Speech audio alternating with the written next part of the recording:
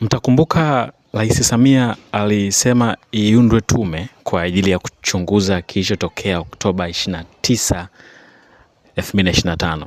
Tutakumbuka hivyo sote, si ndio? Sasa kuna mtu alijitokeza kwa ajili ya kupeleka ushahidi kwenye tume dhidi ya mauaji ambayo yalifanyika Oktoba 29.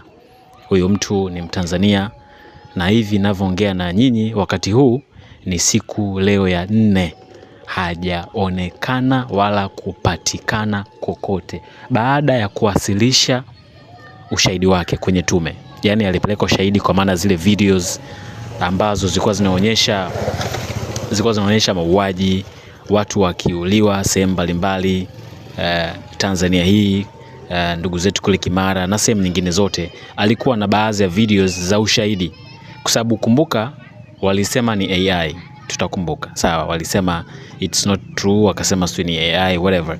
Kwa sasa imebainika aliyepeleka huo ushahidi kwenye tume sasa ametekwa na hajulikani yuko wapi. Ndugu zake wanajitahidi pia still kumtafuta na kuuliza huku na kule kama kuna mtu yote anajua shauri hilo. Tayari issue shafika kwenye mamlaka za polisi Dodoma, kwa swali linafuatiliwa, lakini ndugu zake wameripoti na kusema kwamba hawamuoni ndugu yao. Leo ni siku ya 4 na leo naongea na nyinyi ni tarehe 1 mwezi wa 3 2025.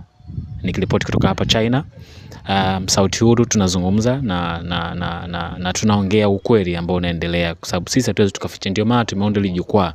Hili jukwaa sio jukwaa kwa ajili ya kupata subscribers. Yani wewe subscribe, mimi hiyo hainisumbui. Tunafungua hii kitu kwa ajili iwe jukwaa huru, ili Watanzania wajue ambacho kinaendelea na dunia pia ijue ambacho kinaendelea hapa Tanzania.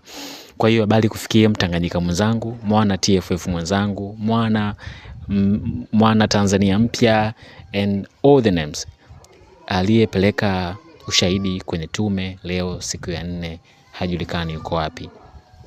Tunazidi kufuatilia, labda tutang'amua chochote au tutapata kusikia chochote kwa serikali, lakini bado haijaongea chochote. Kwa tunaendelea kuwa na subira, kusubiri kuona nini ambacho kitakachotokea, lakini leo ni siku ya 4, hajaonekana yuko wapi, hajapatikana yuko wapi. Ndugu zake wanampigia sana simu, hawampati, wanamtumia message hazijibiwi, wanamtafuta WhatsApp, hayuko, message inaenda tiki moja, hayupo online, namba yake haipatikani. Baada tu ya kuwasilisha ushahidi wa mauaji ya tarehe 29 Oktoba 2025. Taifa letu linaenda pabaya sana. Imagine rais ndo katangaza iundwe tume kwa ajili ya kuchunguza haya matukio, lakini mtu anatekwa baada tu kuwasilisha ushahidi. Sasa hivi kweli tunaenda wapi? Where are we going? Hii sio sawa. And pia ngoja niwaambieni, tutaendelea kupaza sauti na kupiga kelele. Tutosema eti labda sijui tutakaa kimya au vipi. Kwa hiyo tutaendelea kupaza sauti. Sawa, tutaendelea kupaza sauti na kuhakikisha kwamba watu wote wanajua ambacho kinaendelea na ambacho kilitokea. Hivyo basi, utakapopata ujumbe huu, share na mwingine. Kama unafahamu taarifa hiyo, basi utujulishe, utuambie, ili mradi tuweze kumpata ndugu aliyepeleka ushahidi.